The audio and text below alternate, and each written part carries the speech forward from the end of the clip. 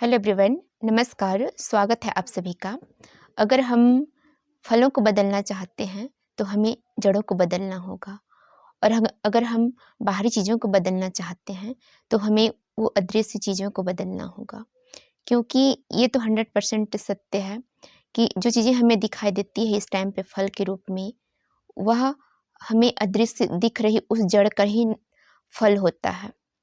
तो हमें अदृश्य दिखने वाली जो चीज़ें होती है वो दृश्य में दिखने वाली चीज़ों से बहुत ज़्यादा प्रभावशाली होता है।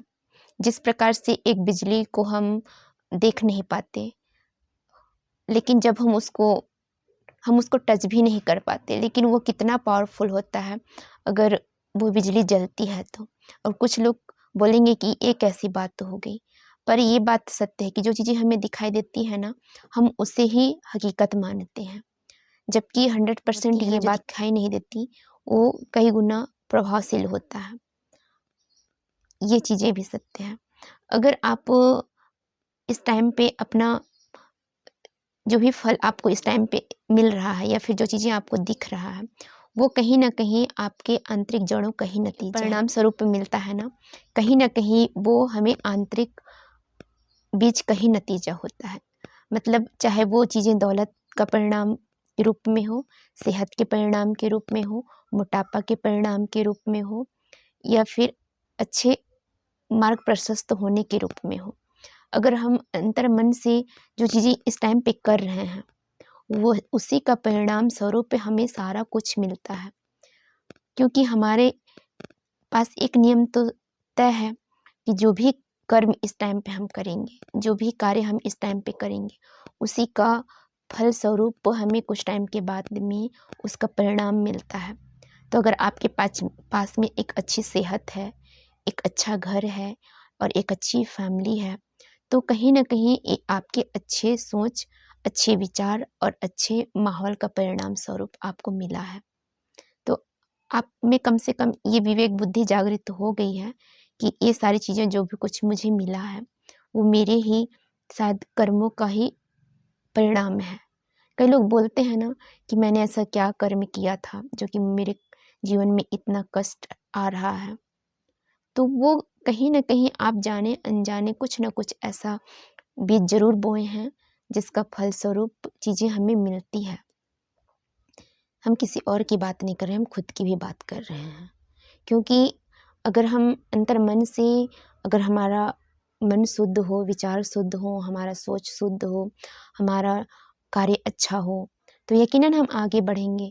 और हम अगर वही डिमोटिवेट हो जाते हैं हम लोगों के प्रति, हमारा सोच, हमारा नज़रिया अच्छा नहीं होता है, तो हमारे साथ में अच्छा भी नहीं होगा।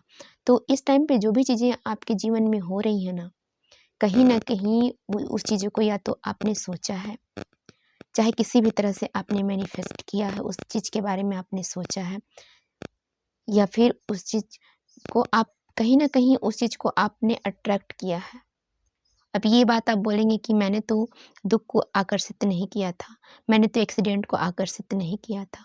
पर कहीं न कहीं आप जाते समय अगर आपके दिमाग में ज़रा-सा भी ये चीज़ें चली कि मेरे जाते टाइम में कहीं एक्सीडेंट ना हो जाए, यकीनन वो चीज़ें हो जाती हैं। क्योंकि ना तो यूनिवर्स सुनता ही नहीं है ना।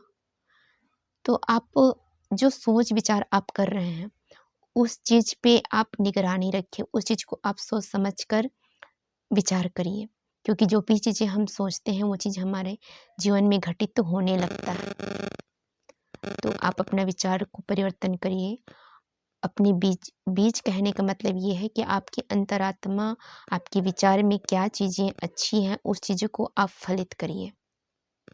जिसका अगर परिणाम मिले तो आपको अच्छे रूप में मिले और आपके साथ में सब कुछ अच्छा हो। सो ये बातें बहुत इम्पोर्टेंट थी।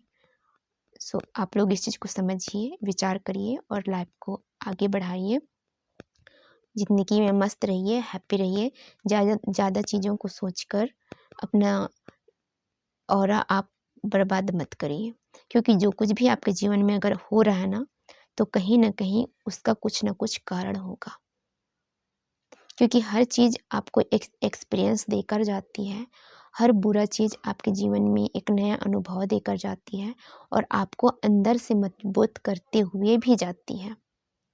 तो उस चीज़ को आप ये समझिए कि अगर इस टाइम पे मेरे लाइफ में ये डिफ़िकल्ट समय आया है, तो कहीं न कहीं मुझे अंदर से मजबूत करके जाएगा और मेरे लिए कुछ अच्छा परिणाम देकर जाएगा। आप उस चीज़ का इंतज़ार करिए और लाइफ में मस्त रहिए। और सब कुछ अगर आपको समझ में नहीं आ रहा है, तो आप अपने यूनिवर्स पे, अपने परमात्मा पे छोड़ दीजिए कि आप देख लीजिए अपने हिसाब से।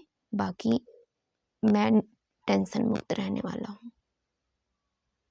तो आप आगे बढ़ जाएँगे और अगर आप किसी एक उलझन में अगर उलझ कर रह जाएँगे ना, तो जो आपका आगे बढ़ने का जो लक्ष्य है, जो आप आगे बढ़ सकते थे, तो आप वहीं पे रुक जाएँगे। इसलिए ध्यान दीजिए और छोड़ दीजिए, जो जिस टाइम पे होना होगा वो ऑटोमेटिक हो जाएगा।